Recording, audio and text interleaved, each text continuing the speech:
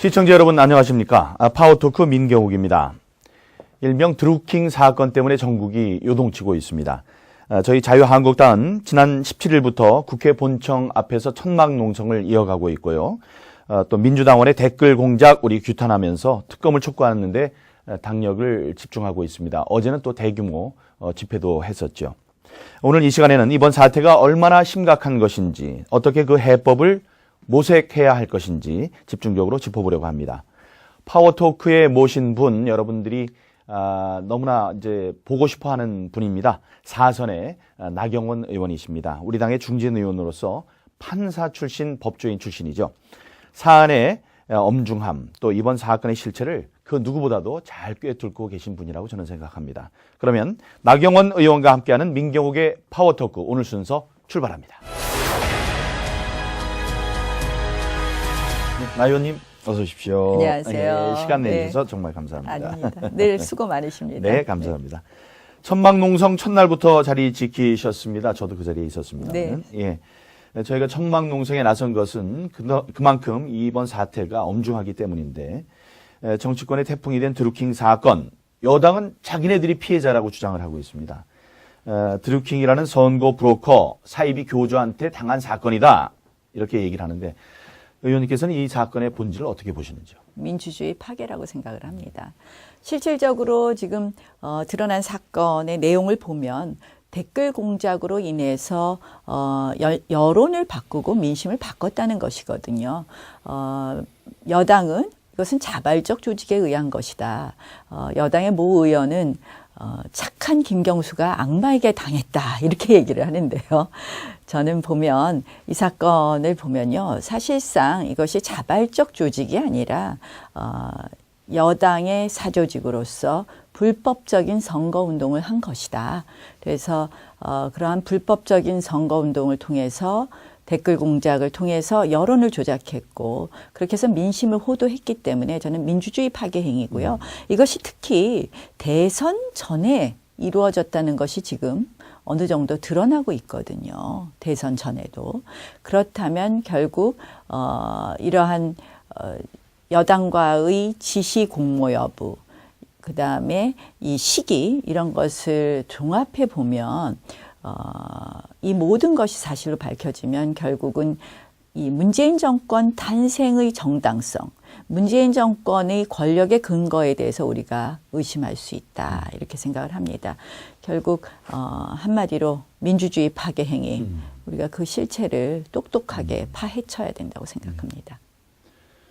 대선 전에는 어떤 일을 했을 것이냐, 이런 말씀을 해주셨는데, 오늘 조선일보 일면에 사진이 하나 났습니다. 그 경호원들이나 차고 있는 이 무선 그 마이크 이어폰. 수신 장치인데요. 네. 거기에 이제 요쪽에는 이제 마이크가 있고요.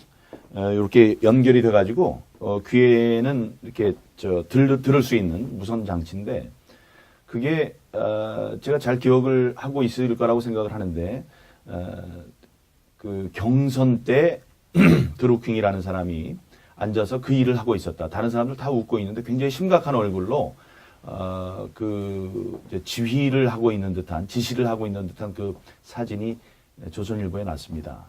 여러분 잘 아시겠지만 언론의 그 특히 이제 신문 기사의 일면이라든가 또 방송의 톱 뉴스는 그 언론 기관에 이제 사훈이 걸린 굉장히 중요한 기사이기 때문에 아무거나 이렇게 싣지 않거든요. 여러분 최동욱이죠. 그 검찰총장의 혼외 자식, 그 얘기도 우리들이 너무나 놀라운 사실이었는데 그거를 일면에 냈습니다.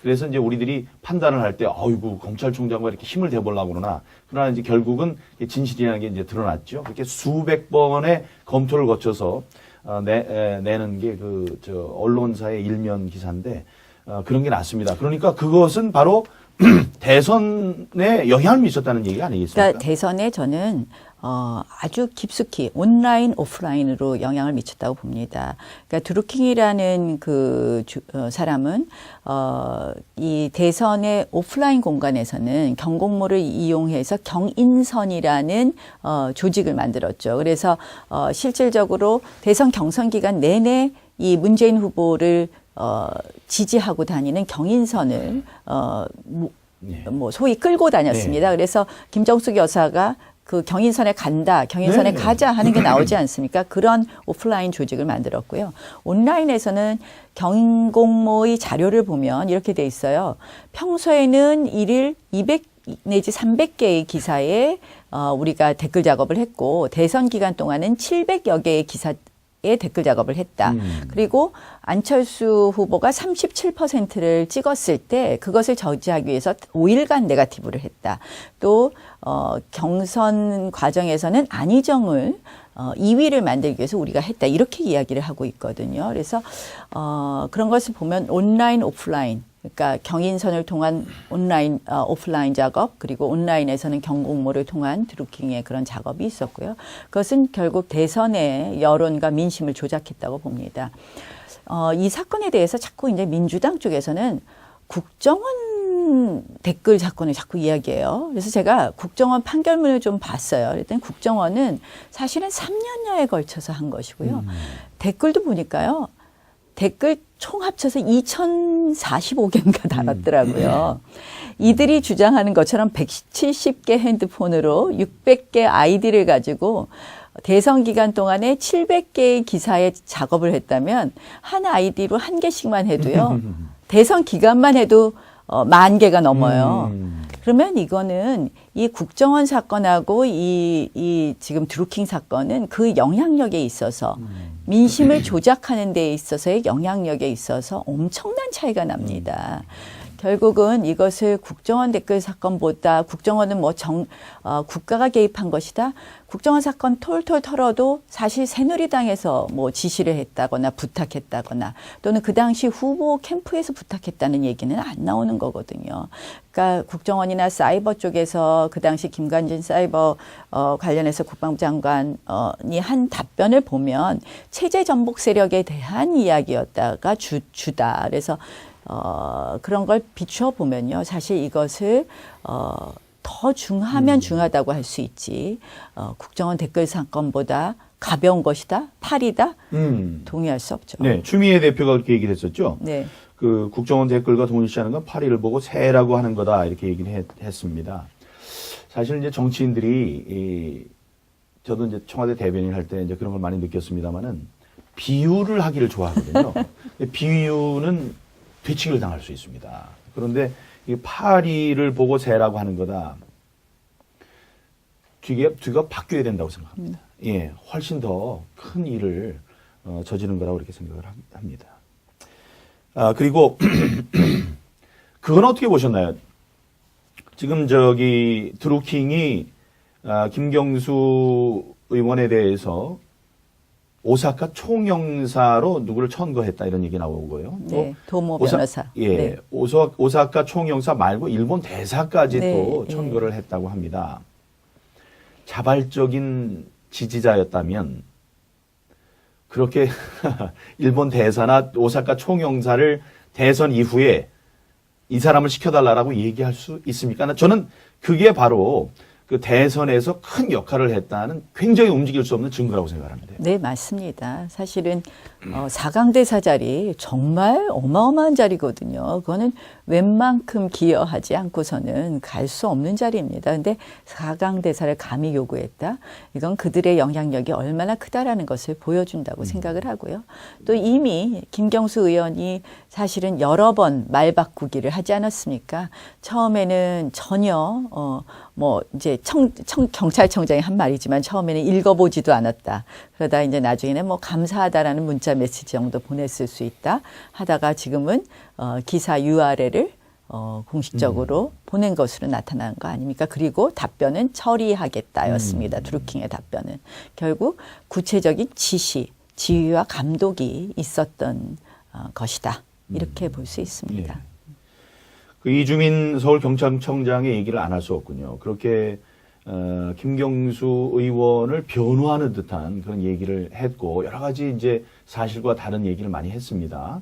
뭐 답을 한 적이 없다느니 뭐 이렇게 얘기를 했는데 왜 그런 얘기를 했을까? 결국은 이제 사과를 했죠. 알고 봤더니 노무현 정부 시절에 청와대 정무수석실에서 함께 일한 동료 사이였습니다. 이 분한테 경찰청장한테 수사를 맡기는 거는 어떻게 보시나요? 뭐 진짜 고양이한테 생선 맡기는 그렇죠. 꼴이다 이렇게 보는데요. 뭐 사실 그러한 특수관계라는 것만 봐도 맡겨서는 안 되는데 이미 그동안 경찰이 해온 행보를 보면 더더욱 맡겨서는 안 된다고 생각을 합니다. 아시다시피 이제 1월 29일에 민주당이 고발을 했고요. 그리고 3월 21일에 긴급 체포 구속이 됐습니다. 그런데요, 이 사건에서 가장 중요한 것은 그렇게 많은 핸드폰과 뭐 이 아이디가 나오고 했는데 가장 중요한 것은 구체적인 지시가 있었느냐 부분. 어떠한 이 사람이 과연 이걸 자발적으로 했느냐, 뭔가 누구의 지시에 의해서 했느냐 이걸 보는 거 아닙니까? 그 다음에 이들이 연간 11억 원의 자금이 들었다고 하는데 과연 그 자금은 어디서 나왔느냐. 이 두 가지 돈과 그다음에 이들이 어떻게 서로 외부 세력과 통신했느냐가 가장 중요하고 그들끼리는 어떻게 통신했느냐가 중요한데요. 3월 21일에 구속했는데요. 통신에 관한 영장이 언제 청구된 줄 아십니까? 4월 11일입니다. 이 사건이 세상에 알려진 것이 4월 13일인데요. 그 직전에 알려질 것이 감지된 그 직전에 4월 11일에 통신에 관한 영장이 청구됐고요. 계좌 추적은 세상에 알려진 후 4월 17일에 시작했습니다. 말이 안 되는 거죠. 아니, 저는 이렇게 경찰이 꼭꼭 숨기고 꽁꽁 숨기는 사이에 정말 질서정연하게 증거는 하나하나 인멸되고 증거는 감춰졌다고 봅니다. 결국 이런 경찰에다가는 우리가 수사를 맡길 수 없다는 것이죠. 예. 네. 아까 오사카 총영사 얘기를 이제 하다가 이제 잊어버린 게 생각이 나는데, 자발적인 지지자였다. 그래서 뭐 그거를 그렇게 얘기할 수 있을 것 같아요. 이런 사실만 없었다면. 어떤 사실이냐면, 김경수 의원이 청와대에 얘기를 합니다. 네. 얘기를 해서 거기 민정수석실에서 사람이 나와서 이 드루킹을 만나는 거죠. 그러니까 자발적인 지지자였다면 그렇게 할 수 있겠느냐. 이런 또 의심이 드는 부분이죠. 또 김경수 의원이 게다가 처음에는 자격이 안 되는 것 같아서 뭐 그것을 무시했다라는 취지의 발언을 했었죠. 처음 기자회견을 할 때는. 근데 나중에는 뭐 청와대에 이 이야기를 건넸다. 네. 뭐 청와대는 열린 인사 시스템이다. 뭐 이런 말도 안 되는 얘기를 하는데요. 그러니까 이제 뭐 어느 의회 어느 것이 김영란법 위반이다 이런 얘기도 하는데 뭐 당연히 김영란법 위반인 것은 뭐 물론이고 아무런 관계가 없다면 그렇게 청와대에 사실상 인사청탁을 했겠습니까? 또 청와대는 뭐 인사청탁하는 사람 다 만나겠습니까? 직접 또 백원우 비서관이 만나기도 했는데요. 이 모든 정황이 드루킹과 이 사건, 이 권력의 핵심들과의 관계를 보여주는 거라고 생각합니다. 네. 이혼 소송을 아마 하고 있는 모양인데 그 장모 되시는 분이 그렇게 얘기를 했습니다. 그 사람은 애 분유값도 벌지 못했던 사람이다, 자기가. 그런데 이렇게 큰 돈이 들어가는 느릅나무의 건물도 유지를 했고, 그다음에 휴대전화 또 이런 게 있으니까요. 이거는 상식선에서 합리적인 의심이 드는 겁니다. 그러니까 조속히 그 이제 배후를 이제 네. 예, 찾아보면 되겠죠. 그리고 저는 이제 이 사건을 보면서 우리가 과연 앞으로 어떻게 준비를 해야 될 것이냐. 이제 뭐 이 사건의 실체를 밝히는 뭐 특검 당연히 가야 됩니다. 특검이라는 것은 우리가 이제 2014년에 상설특검법도 만들었는데요. 거기 보면 정치적 중립성이나 공정성이 해할 우려가 있는 사건은 국회에서 합의하면 특검으로 간다라고 되어 있거든요. 그래서 우리가 이제 특검법을 별도의 법으로 발의를 하기도 했지만 사실 상설특검법이 만들어져 있기 때문에 이 상설특검법의 요건에 당연히 해당이 됩니다. 야삼당이 합의했기 때문에 민주당만 같이 합의해주면 특별 검사만 같이 합의해서 임명하면 될 정도로 이제는 상설특검법에 의해서 특검이 쉽게 되어 있거든요. 그래서 우리가 특검은 당연히 가야 되는 것이고요. 그것은 이 사건의 실체를 규명하는 데 도움이 되는 것이고요. 규명하는 데 필요한 것이고 꼭 필요한 것이고 이 특검을 하는 거 넘어서 저는 이 사이버 공간에서의 어떤 민주주의의 회복, 결국 사이버 공간에서의 민주주의의 회복 성숙은 정당한 여론과 정확한 민심이 사이버 공간에서 표출되게 해야 되는 것이거든요. 이렇게 왜곡돼 있지 않고 그런 환경을 만들었는데 우리가 전체적으로 좀 봐야 될 것이 있다고 생각을 합니다. 뭐 최근에 보면 청와대 국민청원 같은 것도 뭐 실명 확인도 안 되고 한 개의 아이디가 수회 청원을 할 수 있는 것처럼 굉장히 국민청원도 왜곡된 것이 보여지지 않습니까? 근데 저희가 지금 이제 네이버만 우리가 비난하는데 네이버뿐만 아니라 저는 유튜브, 다음 뭐 온갖 곳에 이런 댓글의 공작이나 이런 부분에 대해서 차근차근 밝혀야 된다고 생각을 하고요. 거기 플러스 북한의 사이버 공격, 북한의 사이버 조작에 대해서도 우리가 이 부분에 대해서 단호하게 대응해야 된다고 생각을 합니다. 그래서 뭐 이제 남북 정상회담 한다고 하는데 지금 뭐 이 핵 문제뿐만 아니라 북한이 그동안 우리 사회에 해악을 끼쳐왔던 부분, 사이버 공격 문제 뭐 수차례 여러 가지 우리가 드러난 것도 있고요. 이런 인터넷상에서도 뭐 대선 기간 아마 북한이 했을 겁니다. 물론 뭐 그건 상식적으로 추측이 되는데요.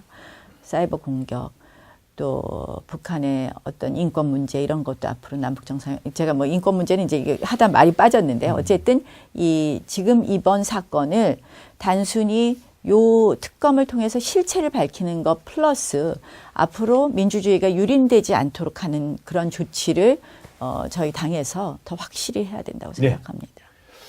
맞습니다.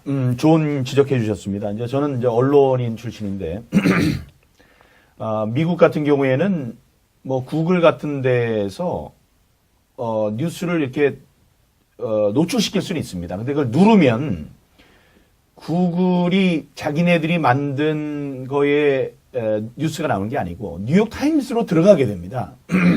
그래서 하게 되는데 우리는 네이버가 그 뉴스를 이제 사실은 자기들의 뉴스인 것처럼 이제 취급을 하거든요. 그런 게 없어야 된다. 지금 이제 그것 때문에 네이버가 크게 성장을 하는 건데 누르면 KBS의 기사라면 KBS의 홈페이지로 가도록 그렇게 돼야 됩니다. 네이버는 언론 기능을 가지고 있습니다. 그런데 지금 언론으로서의 어떤 규제는 전혀 받고 있지 않거든요. 그러니까 네이버가요, 기사를 골라서 올립니다. 네이버에 편집실이 있습니다. 아니, 편집권이 있는데, 편집실이 있는데 네이버를 언론으로 안 본다? 이건 맞지 않는 일이죠. 네. 다음에 기자가 있어야 되거든요. 언론이라면 기자가 있어야 되는데 그 기자를 훈련시키고 관리하고 또 그 윤리도 있어야 되고요. 이제 그러한 것들을 갖추지 않은 상황에서 그런 그 단물만 빨아먹으면 안 된다고 생각을 합니다. 다음에 이제 댓글 문제죠. 뭐 구글 같은데 댓글 있나요? 없죠. 그 이제 댓글이 여론을 반영한다고 생각을 해서 계속 이제 댓글을 이렇게 조작하는 사태까지 있었는데 이번 사태를 계기로 해서 그런 불합리한 것들이 고쳐지는 그런 계기가 됐으면 좋겠습니다. 지금 안 당하셨어요? 전 많이 당했는데 댓글로. 아니, 저는 나경원 의원처럼 이렇게 훌륭하거나 노출된 사람이 아니라. 아니, 근데 정말 이거 큰일입니다. 그러니까 우리 젊은 인턴이나 우리 젊은 직원들은 그러니까 얘기하더라고요. 이게 기사가 딱 뜨면 댓글을 먼저 본다는 거예요. 젊은 친구들은. 그래서 댓글이 안 좋으면 어떻다 이렇게 판단을 한다는 거예요. 제목을 보고 댓글을 본다는 거예요. 네. 근데 그 특검으로 가는 게 정답으로 보이는데 민주당의 우원식 원내대표가 이런 얘기를 했어요. 드루킹 사건은 특검법 시행령에 따른 요건 자체에 해당이 되지 않기 때문에 특검으로 갈 수 없다. 그러니까 이제 민주당이나 정부 핵심과 다 있는 범죄 사실이 드러난 것이 없다 이런 주장을 하면서 그러기 때문에 특검으로 갈 수 없다고 했습니다. 아까 잠깐 말씀을 해주시긴 했습니다만은 법률가이신 우리 의원님이 보시기엔 어떻습니까?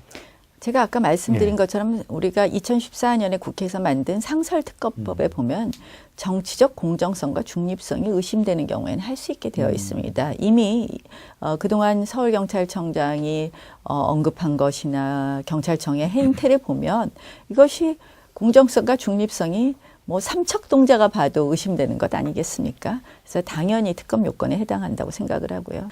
또 특검으로 가면 일단 지금은 경찰로서는 우리가 이제 특검 수용하라고 엄청 압박을 하니까 이제는 뭐 경찰에서 슬슬 뭐 하는 척하고 뭐 일부 또 뉴스도 릴리스 되지 않습니까? 그러니까 특검으로 가는 것이 오히려 이 부분에 대한 매듭을 짓고 특검 기간 동안만이라도 좀 덜 공격받지 않겠냐 하면서 제가 사실은 언급을 했는데요.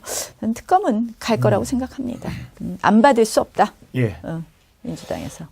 아까 언급을 해주셨습니다만 김정숙 여사가 그 경인선 가자, 경인선 가야 돼, 경인선 가야지 이렇게 5번을 짧은 시간 안에 5번을 얘기합니다. 나중에는 무슨 주문을 외우듯이 경인선에 간다 이런 표현까지 썼습니다.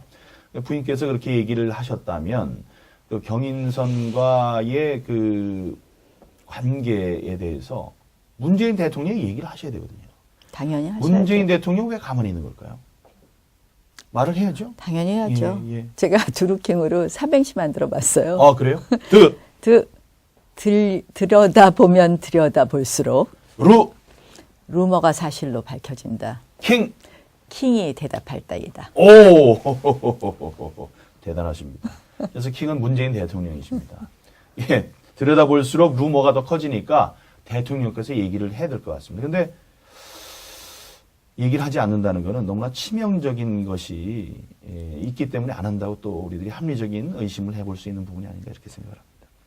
남북 정상회담 말씀하셨으니까 그것도 좀 짚어봐야 될 것 같습니다. 금요일이에요, 바로. 이제 남북 정상회담이 있는데 문재인 대통령은 북한이 완전한 비핵화 의지를 표명했다 이렇게 얘기를 하면서 남북 정상회담의 성공을 자신하고 있습니다. 남북 정상이 악수하는 순간부터 이제 생중계에 들어가고요. 또 김정은과 직통으로 연결된 핫라인을 개통했다.